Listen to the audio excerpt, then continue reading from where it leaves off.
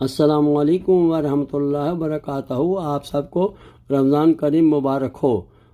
تراویح کی نماز جو ہے وہ سنت رسول ہے اور احادیث سے ثابت ہے، اور آسانی اس میں یہ بھی ہے کہ ہر مسلمان عورت یا مرد وہ جو ہے 8 اور 12 یا 20 پڑھ سکتے ہیں اپنی صحت اور استطاعت کے مطابق۔ اللہ تعالیٰ قبول فرمائے سب کی عبادت کو۔ نے فرمایا کہ اللہ تعالیٰ نے تمہارے لیے روزوں کو فرض کیا ہے، میں نے تمہارے لیے رات کی تراویح کو کیا کیا ہے، رات کے قیام کو سنت قرار دیا۔ اب سنت ٹھیک ہے، تراویح پڑھ لی، لیکن تراویح جو ہے یہ تہجد کا بدل نہیں ہے جیسے کہ بعض لوگ سمجھتے ہیں۔ تراویح مستقل نماز ہے اور تہجد مستقل نماز ہے۔ تو ایک مرتبہ حضرت فاروق اعظم رضی اللہ تعالی عنہ جب یہ تراویح کی جو نماز ہے اس میں حضور اقدس سرورت عالم صلی اللہ علیہ وسلم نے اپنی حیات طیبہ میں جماعت کا اہتمام نہیں فرمایا تراویح کی،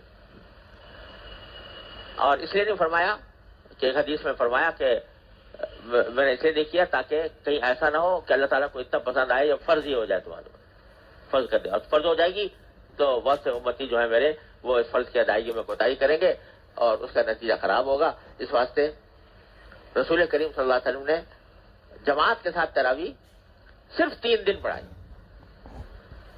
وہ 3 دن بھی اس طرح کہ آپ اعتکاف کی حالت میں تھے، اعتکاف میں آپ کے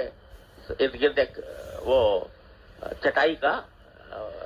کمرہ سا بنا دیا جاتا تھا، چٹائی کا، اس میں آپ جب کھڑے ہوتے اس کے اندر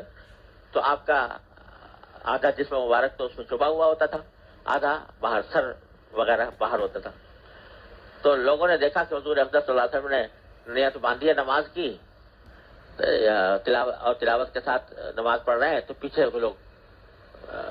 خود بخود آ کے کھڑے ہو گئے۔ پہلے دن کچھ کم تھے، دوسرے دن زیادہ ہو گئے، تیسرے دن اور پوری مسجد بھر گئی۔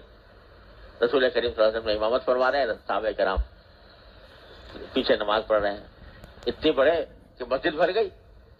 تو اگلے دن حضور اقدس صلی اللہ علیہ وسلم نے فرمایا کہ بھائی میں یہ تو پڑھا دی میں نے 3 دن،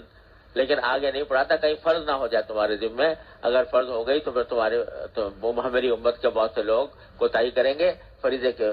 ترک کے مرتکب ہوں گے، لہذا نماز آپ نے جماعت چھوڑ دی۔ لیکن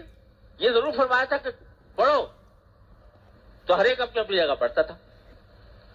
حضرت فاروق اعظم رضی اللہ عنہ کا زمانہ آیا تو حضرت فاروق اعظم نے دیکھا، مسجد نبوی میں ایک دن آئے، دیکھا تو مختلف ٹولیاں بنی ہوئی ہیں، کوئی آدمی اکیلا پڑھ رہا ہے تراویح، کوئی دو آدمی کھڑے پڑھ رہے ہیں، کوئی 3 آدمی کھڑے پڑھ رہے ہیں، الگ الگ لوگ اپنی تراویح پڑھ رہے ہیں۔ ایسے ہی وہ طریقہ چلا رہا تھا حضور اقدس صلی اللہ علیہ وسلم کے زمانے میں۔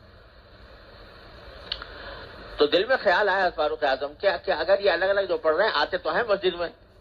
گھر میں تو پڑھ نہیں رہے، مسجد میں آ رہے ہیں تو 2 کر کے پڑھ رہے ہیں، 1 کر کے پڑھ رہے ہیں، ان سب کو میں ایک ہی قاری کے اوپر کیوں نہ جمع کر دوں کہ ایک ہی قاری تلاوت کیا کرے، وہ سب اس کے پیچھے پڑھیں۔ کس کو کریں؟